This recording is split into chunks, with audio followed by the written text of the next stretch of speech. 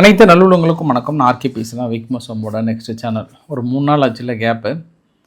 நான் என்ன ரெக்கவரி பண்ணுறதுக்கே 3 நாள் ஆகிடுச்சு. வெளியே போயிட்டு வந்தாவே ஃபுல் டயர்ட் ஆகிடுறோம்ல. அதுவும் நான் போயிட்டு அதிகாலை 3 மணிக்கு வந்து மறுபடியும் அந்த தூக்கம் கெட்டதை வந்து நான் ரெக்கவரி பண்ணுறதுக்குள்ளே 2 நாள் ஆயிடுச்சு. ரொம்ப கஷ்டப்பட்டு தான் விக்மசோமு சேனலில் 3 வீடியோ வந்து அப்படி போட்டுட்டு இருந்தேன். இனியோ நாளையிலேருந்து ஓரளவுக்கு மறுபடியும் பேக் டு பெவிலியன்ற மாதிரி பேக் டு ஃபார்ம் வந்தாச்சு. இதுக்கப்புறம் நம்ம ஓரளவுக்கு ரெகுலராக போட்டுடலாம். அங்கே உக்ரைனில் குறிப்பாக ஹங்கேரியும் ரஷ்யாவையும் இணைக்கக்கூடிய ஒரு முக்கிய பைப்லைன் ஒன்று செர்பியா வழியாக வருது. அந்த பைப்லைனை யாரோ தகர்க்கிறதுக்கு பெரிய திட்டம் தீட்டினாங்க அப்படின்னு செர்பியா ஒரு அதிரடி குண்டை போட, உடனே அது உக்ரைன் மீது பழிய போட, அப்புறம் உக்ரைன் ஓடோடி வர, அப்புறம் ஒரு பெரிய பிரளயமே வெடிச்சிருச்சு எலெக்ஷன் சமயத்தில். அது இல்லாமல் தொடர்ந்து ரஷ்யாவோட எண்ணெய் கிணறுகளை தேடி தேடி அடிச்சிட்ருக்காங்க. திடீர்னு உக்ரைன் வந்து எங்களுக்கு ப்ரெஷர் கொடுக்குறாங்க அப்படின்னு அமெரிக்கா மீது ஒரு சில குற்றச்சாட்டுகளை சுமத்துறாங்க. அது இல்லாமல் சுற்றி இருக்கக்கூடிய அரசியல் நிகழ்வுகள்னா நிறைய விஷயங்கள் பேசலாம், ஷார்ட்டாக பேசலாம் வாங்க. ஸோ வீடியோவில் பார்த்து முன்பு நீங்கள் நம்ம சேனலை சப்ஸ்கிரைப் பண்ணிவிட்டாங்க. மறக்காம பெல் பட்டனை கிளிக் பண்ணி ஆல் ஆப்ஷன்ஸ் கொடுங்க. வீடியோ கொடுக்கலாம்.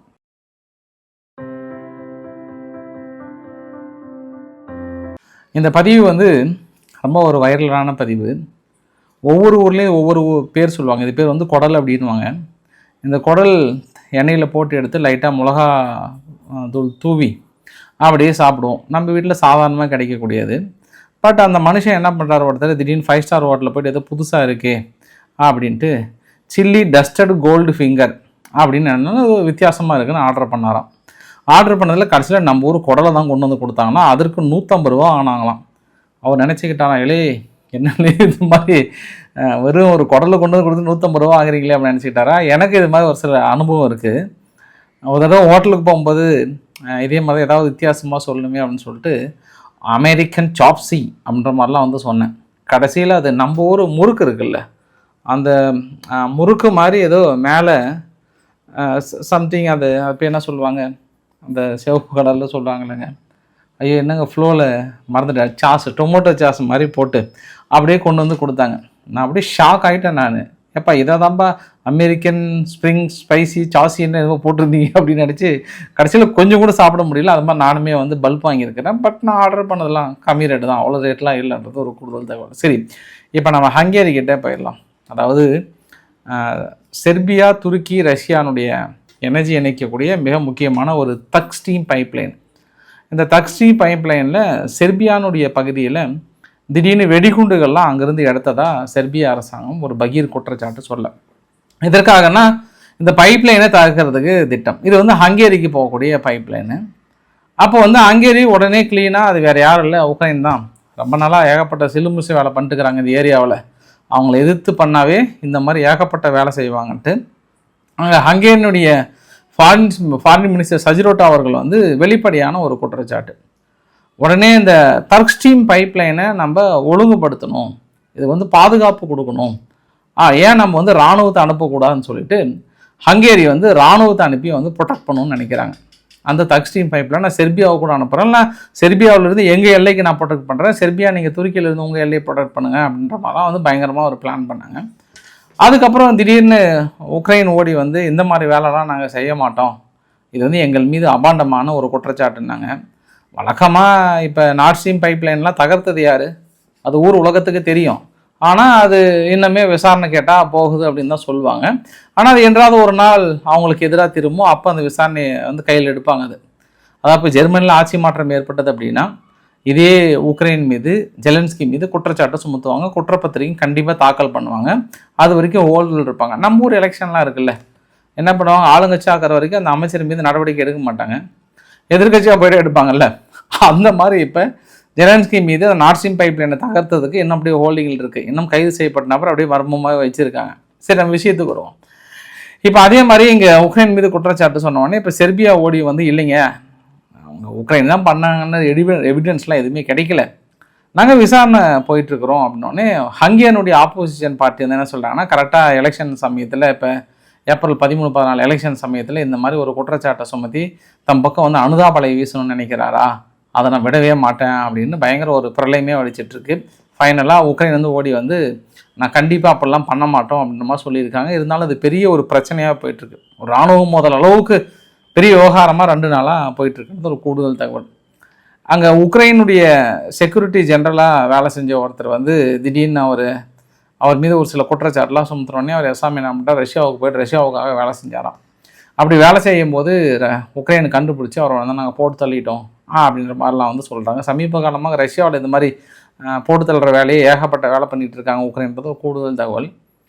வழக்கமாகவே உக்ரைன் முழுவதும் ரஷ்யா பிடிக்கணும்னு எய்ம் பண்ணாங்க. ஆனால் கடந்த 90 நாளாக நாங்கள் அடித்த அடியில் உக்ரைன் முழுவதும் பிடிக்கணுன்ற எண்ணம் அவங்களுக்கு வந்திருக்காது. அவங்கள பிடிச்ச பகுதியிலே நம்ம காப்பாற்றுவோமான்ற எண்ணத்தை நாங்கள் உருவாக்கிட்டோம். அந்தளவுக்கு எங்கள் வீரர்கள் வந்து ரொம்ப ஸ்மார்ட்டாக வேலை செஞ்சிட்ருக்காங்க அப்படின்னு ஜெலன்ஸ்கி சொல்ல. உங்களுக்கு நான் 2 வரைபடங்களையும் காட்டுறேன். தற்போது இருக்கக்கூடிய சூழ்நிலையில் ஒரு 3 இடத்துல முன்னேற்றங்கள் தெரியுது. பட் ரஷ்யா மறுபடியும் பேக் டு த பெவிலியன் அப்படின்னு சொல்கிறாங்க. மறுபடியும் ஒரு சில இழந்த பகுதிகளை மறுபடியும் மீட்டுட்ருக்கிறோம் அப்படின்ற மாதிரி வந்து சொல்லியிருக்காங்க. பார்க்கலாம் நம்ம. இப்போ இந்த வீடியோ பதிவை பாருங்கள். இந்த வீடியோ பதிவை வந்து நேற்று கருங்கடல் பகுதியில் ரஷ்யானுடைய ஏற்றுமதி டெர்மினலுடைய கப்பல் ஒன்று அடிச்சிட்டாங்க. அதாவது ஃபுல்லாக ஆயில் லோட் பண்ணதுக்கப்புறம் அடிச்சிருக்காங்க. தொடர்ந்து ரஷ்யானுடைய ஏற்றுமதியை 40% மேலே முடக்கிட்டாங்க. ஒட்டுமொத்தமாக முடக்கிட்டாங்க. அவங்களுடைய எண்ணெய் கிணறுகளை, எண்ணெய் சுத்திகரிப்பு நிலையங்களை, எண்ணெய் கிடங்குகளை, இது எல்லாத்தையுமே கடந்த ஒரே ஒரு மாதத்துக்குள்ளார 40 அடுத்த 50% அடிக்க போகிறாங்க. ரஷ்யாவால் தடுக்கவே முடியல. இவங்க ஃபுல்லாக பயங்கர ஆளாக வளர்ந்துட்டாங்க. நேற்று பார்த்தீங்களா, டெக்சாஸில் போயிட்டு அமெரிக்காவுக்கு சொல்லிக் கொடுக்குறாங்க. இல்லையே அமெரிக்கா என்ன இல்லை அப்படின்னு சொல்லிட்டு அங்கே அந்த ட்ரக் ஆர்டர்ஸ்லாம் பெரிய அளவுக்கு அந்த மெக்சிகோட எல்லை பகுதியில் ஃபுல்லாக போதைப் பொருள்லாம் கடத்துறாங்கல்ல, அதை ட்ரோன் மூலயமாவே வாட்ச் பண்ணி எப்படி தாக்கல் நடத்துறதுக்குன்னு ஒரு 3-4 நாளாக பயிற்சி கொடுத்துட்ருக்காங்க. இங்கே சிரியாவுக்கான ஒப்பந்தம் போடுறாங்க. அரபு நாடுகளை காப்பாற்றுறாரு, ஐரோப்பா நாடுகளை காப்பாற்றுறாரு. கிட்டத்தட்ட இப்போ நாட்டாமைக்கு அடுத்த பொசிஷனில் இருக்கிறாரு. இப்போ ஜெலன்ஸ்கி வந்து உலகத்தின் நாட்டாமை அமெரிக்காவுக்கு அடுத்தது யாருப்பா பெரிய தலைவர் அப்படின்னா காட்டுப்பாங்க, ஜெலன்ஸ்கி காட்டுப்பா, அந்த ரேஞ்சில் அவர் இருக்கிறாரு. அந்த அளவுக்கு இருக்கிற தலைவர் வந்து இப்போ அங்கேயும் போயிட்டு டெக்சாஸ்லேயும் போயிட்டு பெரிய அளவுக்கு பயிற்சிகள்லாம் கொடுக்குற இந்த சமயத்தில் 2 பெரிய ஒரு தாக்குதல். உங்களுக்கு அதுக்கான தாக்கல் நான் ரவிக்குமார் சோமு சேனலில் கூட பேசியிருந்தேன். பட் அதே சமயத்தில் இன்னொரு கப்பலையும் அடிச்சிருக்காங்க. அதாவது கோதுமை ஏற்றி சென்றக்கூடிய ஒரு கப்பலை அடிச்சிட்டாங்க. 3 பேர் பக்கம் இறந்து போனதாக சொல்கிறாங்க. அப்போ அமெரிக்கா தரப்புலேருந்து ப்ரெஷர் கொடுத்தாங்களா இல்லை வேறு யார் தரப்பில் ப்ரெஷர் கொடுத்தாங்களான்னு தெரியல. புட்டனோ அவர்களிட்ட கூப்பிட்டு இங்கே பாருப்பா, நீங்கள் வந்து கப்பல் அடிக்காதீங்க, எண்ணெய் கப்பலையோ மற்றதெல்லாம் அடிக்காதீங்க, நீங்கள் ஏற்கனவே எனர்ஜி பிரச்சனை வந்து பெருசாக இருக்குன்னு ஒரு ப்ரெஷர் எங்களுக்கு கொடுக்குறாங்க. இருந்தாலும் நாங்கள் வேறு வழி இல்லை, அது வந்து ரஷ்யாவுக்கு சாதகமாக இருக்கக்கூடாதுன்னு நாங்கள் முடிவு எடுத்துருக்கோம். நாங்கள் இன்றைக்கி ரஷ்யா வந்து மற்ற ஒரு 4 இடத்துல வந்து டானக்ஸ் பகுதியிலிருந்து மொத்தம் ஒரு 4 இடத்துல ஒரு கடுமையான ஒரு தாக்கல் நிகழ்த்தி இருந்தாங்க. ஜெலன்ஸ்கி வந்து பார்த்தியா அமைதி விரும்பாத நாடு அப்படின்ற மாதிரிலாம் சொல்கிறாங்க. அவங்க கொலகானில் இருக்கிறாங்க இப்போ உக்ரைன் மீதுலாம். ஆனால் இவ்வளோ பொறுமைலாம் மற்ற எந்த நாடுக்கும் இருக்காது. ஆனால் ரஷ்யாவுக்கு பரவாயில்ல, அவ்வளோ பொறுமை இருக்காங்க. இவ்வளோ அடிச்சுமே வந்து உக்ரைன் மீது பெருசாக அவங்க மற்ற நாடுகளாக இருந்தால் என்ன பெரிய இம்பாக்ட் இருக்கும். பட் எல்லா பவரையும் வச்சுக்கிட்டு ஆனால் இவ்வளோ பொறுமையாக இருக்கிறாங்களா இல்லை அவ்வளோதான் அவங்க பவரான்ற மாதிரி கேள்விகள்லாம் இன்றைக்கி ஒரு மாதமாகவே வந்து ரஷ்யாவுக்கு எகெயின்ஸ்டாக மாறுறதுனால நிறைய ஓட்ட ஆரம்பிச்சிருக்கிறாங்கன்றது ஒரு கூடுதல் தகவல். ஏன்னா அதுக்கான பதிலடிகள் கொஞ்சம் ரொம்ப குறைவாக இருந்தோடனே இப்போ ஜெலன்ஸ்கி வந்து ஏதோ தான் உலகத்தில் சிறந்த பவராக உணர்றாரு. பார்க்கலாம் இன்னும் எத்தனை நாளைக்கு இருக்குன்றது தெரியல. ஆனால் இன்னொரு விஷயம், அவங்க டானக்ஸில் இருக்கக்கூடிய பவர் ஸ்டேஷன் அடிச்சிட்டாங்க ஃபுல்லாக. அதாவது ரஷ்யாவுடைய கட்டுப்பாட்டில் இருக்கக்கூடிய ஒரு பவர் ஸ்டேஷனை கம்ப்ளீட்டாக அடிச்சிட்டாங்க. அதே சமயத்தில் ரஷ்யாவுக்குள்ளே பார்த்தீங்கன்னா டக்ஸ்டன் அப்படின்ற ஒரு பகுதியில் பெரிய அளவுக்கான ஒரு ஃப்ளட்டு, இப்போ தான் ஒரு 3-4 நாளுக்கு முன்னாடி ஃப்ளட்டு வந்து அடங்குச்சு. மறுபடியும் வந்து மிக கடுமையான ஒரு ஃப்ளட் வந்திருக்கு அப்படின்ற மாதிரி வந்து சொல்லியிருக்காங்க.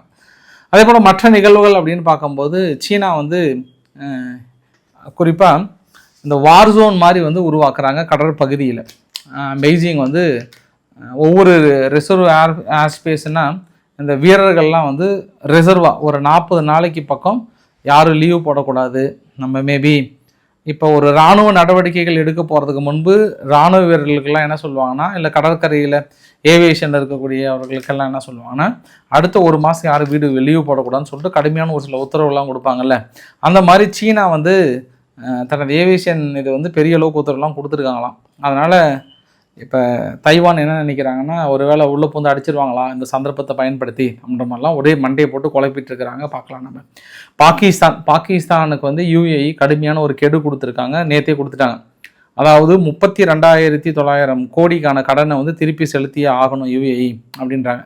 ஏன்னா மேற்காசிய போரில் வந்து சமரச பேச்சுவார்த்தை வந்து துவங்கியிருக்கிறாங்க இப்போ தான் பாகிஸ்தான். பட் அதில் எப்படின்னு தெரியல, பாகிஸ்தான் யூஏஇக்கு சாதகமாக இல்லைன்னு நினைக்கிறாங்களா என்னன்னு தெரியல. கொஞ்சம் நல்ல பேர் இல்லை பாகிஸ்தானுக்கு. அதனால் கண்ணாங்களா எனக்கு என் பணத்தை கொடுத்துருங்கன்றாங்க. மனுஷன் வந்து மண்டே பிச்சுட்டு இருக்கிறாங்க, வேணா கொஞ்சம் பணத்தை கொடுத்துறேன், கொஞ்சம் அட்ஜஸ்ட் பண்ணுங்கன்னு. எனக்கு தெரியாது, முழு பணத்தையும் நீ கொடுத்து தான் ஆகணும் அப்படின்ற மாதிரிலாம் வந்து பெரிய அளவு கேட்டுருக்காங்க யூஏஇ. எகிப்தோட அல்சிசி அவர்கள் என்ன பண்ணுறாங்கன்னா, எத்தோப்பியா வந்து சர்வதேச சட்டங்கள்லாம் மீறி பெரிய அளவுக்கு அணைகளை கட்டி எங்களுக்கு வர வேண்டிய பாதை எல்லாமே, நீர் பாதை எல்லாமே அடைச்சிட்டாங்க, இன்னமும் நீங்கள் தலையிடாமல் இருக்கீங்களேன்னு சொல்லிட்டு தனது ஆதங்கத்தை வெளிப்படுத்தியிருக்கிறார். கூடியவர்களே எனக்கு எத்தோப்பியா பிரச்சனை தீர்த்து கொடுத்தே ஆகணும், இல்லை நாங்கள் களை இறங்க வேண்டியது இருக்குன்றாங்க. கொஞ்சம் பொறுமையாக இருங்க, எகிப்த் இருக்கிற பிரச்சனையை நம்மளால் ஒன்றும் சால்வ் பண்ண முடியாமல் இருக்குது, கொஞ்சம் பொறுமையாக முடிவெடுங்கிறது ஒரு கூடுதல் தகவல். பஹ்ரைனுடைய கிங் அவர்கள் என்ன கேட்குறாருன்னா, ஈரானை பார்த்து, இங்கே பாருப்பா ஈரான், உடனே நிறுத்திடு, இந்த மாதிரி அப்பாவி மக்கள் மீது தாக்கல் நடத்த உடனே நிறுத்தணும், புரியுதா அப்படின்னு ரொம்ப ஸ்ட்ரிக்டாக சொல்லியிருக்கிறாரு. பார்க்கலாம் ஈரான் கேட்டுக்குதா என்னன்னு தெரியல. மத்திய கிழக்கு போரால் பெரிய அளவுக்கு அந்த பாதிப்புகள் இருக்கிறதுனால இஸ்ரேலுக்கான தனது விமான சேவையை இப்போ மே 31 வரைக்கும் ஏர் இந்தியா வந்து ரத்து பண்ணிட்டாங்க. ஏன்னா பெரிய பிரச்சனை தொடர்ந்து போயிட்டே இருக்கிறதுனால இப்போ ஏர் இந்தியாவுடைய விமான சேவை முழுமையாக இஸ்ரேலுக்கு வந்து கேன்சல் பண்ணியிருக்காங்க. ஃபைனலாக அந்த வீடியோ நிறைவு பகுதியில் ஹமாஸ்னுடைய ஸ்போக் பர்சன், ஆக்சுவலாக அபு ஒபைதான் போட்டிருந்தாங்க, அபு ஒபைதா வந்து இல்லை, அவர் வந்து இறந்ததாக அனௌன்ஸ் பண்ணிட்டாங்க. மற்ற அவங்களோட பிரிகேனுடைய ஸ்பீக்கர் வந்து என்ன சொல்கிறாங்கன்னா, தொடர்ந்து ஐநாவுடைய சட்ட விதிகளை மீறி இப்போ காசாவுக்குள்ளே தாக்கல் நடத்துகிறாங்க, மறுபடியும் ஒரு உள்ள நுழைய போகிறாங்கன்ற தகவலை கேள்விப்பட்டோன்னு சொல்லிட்டு ஈரானுக்கு தனது கடுமையான ஆதரவு கொடுத்துருக்காங்க. ஈரான் செய்கிறத வந்து கரெக்டாக தான் அப்படின்ற மாதிரி வந்து சொல்லியிருக்காங்க. கொஞ்சம் அடைக்க வாசிங்க. ஈரான் செய்கிறத வந்து இஸ்ரேல் மீதும் அமெரிக்கா மீதும் தாக்கல் நடத்துறது கரெக்டாக தான் இருக்கிறாரு. அதே இன்னும் கொஞ்சம் சப்போஸ் நீட்டினீங்கன்னா அரபு நாடுகள் உங்களுக்கு அகைன்ஸ்டாக மாறிடும். ஏன்னா இத்தனை நாள் சவுதி மற்ற நாடுகள்லாம் கொஞ்சம் ஹமாஸுக்கு சப்போர்ட் பண்ணிகிட்டு இருக்காங்க, பட் அது உங்களுக்கு எகெயின்ஸ்டாக மாறிடும். பட் ஆனால் அவங்க ஈரானுக்கு முழுமையாக நாங்கள் சப்போர்ட் பண்ணுறோன்ற மாதிரி வந்து ஹமாஸ் சொல்லியிருக்காங்கிறது ஒரு கூடுதல் தகவல். அதுவும் ஹவுதிகள் களத்தில் இறங்கினதை வந்து நாங்கள் வரப்பிரசாதமாக பார்க்குறோம் அப்படின்ற மாதிரியான வார்த்தைகள்லாம் வந்து சொல்லியிருக்காங்க. ஸோ இன்றைக்கு ஓரளவுக்கான தகவலை கவர் பண்ணி நினைக்கிறேன். பிடிச்சிருந்தா லைக் பண்ணுங்கள், ஃப்ரெண்ட்ஸுக்கு ஷேர் பண்ணுங்கள், சப்ஸ்கிரைப் பண்ணுங்கள். Ravikumar RK channel. நன்றி, வணக்கம்.